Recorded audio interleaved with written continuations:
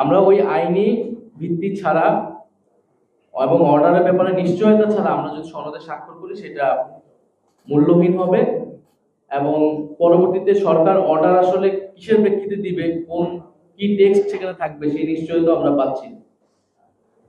ফলে আমাদের সদস্য সচিব যেমনটা বললেন যে আমরা সেই বিষয়টা নিশ্চিত না হওয়া পর্যন্ত আমরা জুলাই সনদে স্বাক্ষরের যে অনুষ্ঠান বা যে আয়োজনটা চলতেছে সেখানে আমরা নিজেরা অংশীদার হব না। তো আগামীকাল যেই অনুষ্ঠানটা হতে যাচ্ছে সেখানে জুলাই সনদ স্বাক্ষরের ঘটনা ঘটবে। ফলে জুলাই সনদের আইনি ভিত্তি বা যে অর্ডার জারি করার কথা বলা হচ্ছে সেই অর্ডার জারির আগে স্বাক্ষর সেটা কিন্তু কেবলমাত্র সেরিমোনিয়াল, সেটা আনুষ্ঠানিকতা। জুলাই সনদ প্রণীত অলরেডি হয়ে গিয়েছে, সবাই একটা জায়গা ঐক্যমত এসেছে যে আমরা কি কি পরিবর্তন চাই। সেখানে কিছু কিছু দলের কিছু কিছু বিষয়ে নোট অফ ডিসেন্ট আছে, তাদের ভিন্ন মত থাকতেই পারে এবং আমাদেরও সেখানে একটা দাবি ছিল যে নোট অফ ডিসেন্ট থাকলেও ডকুমেন্টেশনের জন্য কিন্তু গণভোটে পুরো সামগ্রিক বিষয়টাই যাবে। জনগণ যদি পক্ষে ভোট দেয় তাহলে জুলাই সনদ অনুমোদিত হবে এবং পরবর্তী সংসদ যার একটা কনস্টিটিউট পাওয়ার থাকবে তারা সেই সনদ অনুযায়ী সংবিধান সংস্কার করবে। ফলে পুরো প্রক্রিয়ার মূল জায়গাটা থাকবে অর্ডার, যে অর্ডারের ভিত্তিতে, যে সাংবিধানিক আদেশের ভিত্তিতে এই গণভোট হবে এবং পুরো প্রক্রিয়া আগাবে।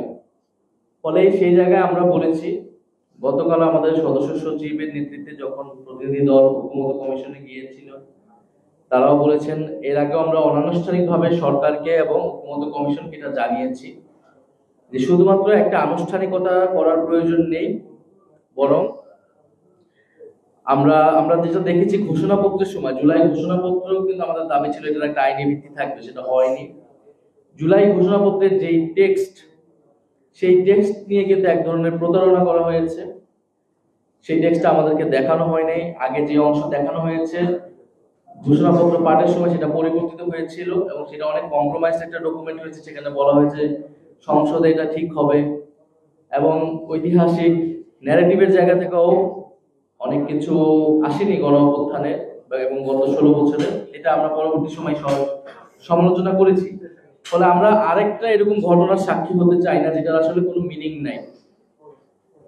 আমরা ওই আইনি ভিত্তি ছাড়া এবং অর্ডারের ব্যাপারে নিশ্চয়তা ছাড়া আমরা যদি সনদে স্বাক্ষর করি সেটা মূল্যহীন হবে এবং পরবর্তীতে সরকার অর্ডার আসলে কিসের প্রেক্ষিতে দিবে, কোন কি টেক্সট সেখানে থাকবে সেই নিশ্চয়তা আমরা পাচ্ছি না।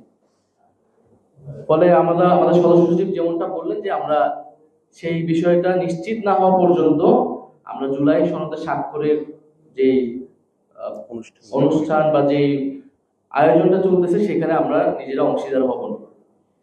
এই সামগ্রিক প্রেক্ষিতে আমরা কয়েকটি বিষয় তুলে ধরছি সরকারের কাছে, ঐক্যমত্য কমিশনের কাছে, কারণ আমরা চাই যে এই পুরো প্রক্রিয়াটা সফল হোক। প্রথমত, জুলাই সনদ বাস্তবায়ন আদেশ, এই আদেশের খসড়া সনদ স্বাক্ষরের আগেই প্রকাশ করতে হবে। জুলাই সনদ বাস্তবায়ন আদেশ জনগণের সার্বভৌম অভিপ্রায় অনুসারে প্রধান উপদেষ্টা ডক্টর মোহাম্মদ ইউনূস জারি করবে।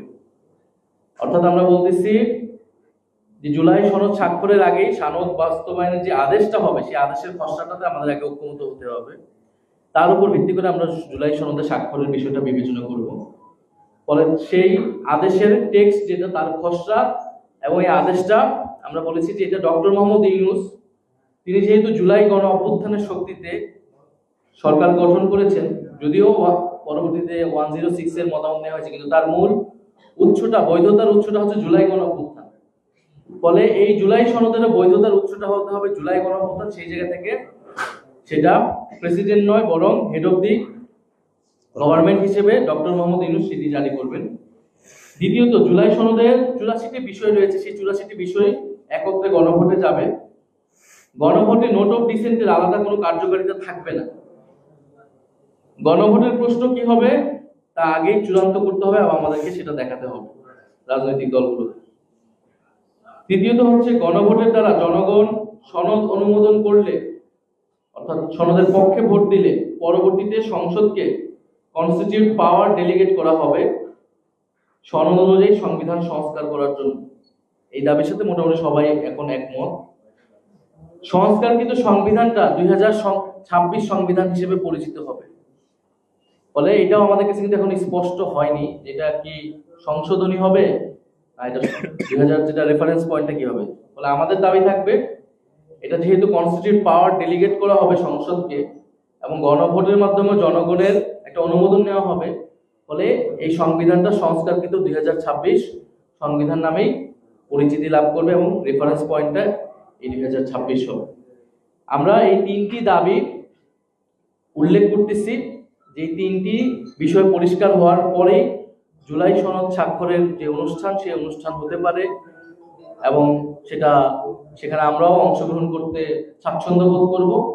তবে এই বিষয়গুলোর নিষ্পত্তি না হওয়া পর্যন্ত আমরা জুলাই সনদে আসলে স্বাক্ষরের এটা একটা আনুষ্ঠানিকতা, সেই আনুষ্ঠানিকতা পাঠ হওয়া না হওয়া একই বিষয়। বরং জনগণের সামনে এই বিষয়গুলো স্পষ্ট না করে জুলাই সনদ স্বাক্ষরের এই আয়োজন করাটা একটা ছলচাতুরির মতো মনে হবে। ফলে আমরা জনগণকে কোনো অন্ধকারে রাখতে চাই না এবং রাজনৈতিক দল হিসেবেও এটা আমাদের অধিকার যে সরকার এই সনদ কিভাবে বাস্তবায়ন করবে, কোন প্রক্রিয়া বাস্তবায়ন করবে সেটি আগেই জনগণের সামনে এবং আমাদের কাছে পরিষ্কার করা।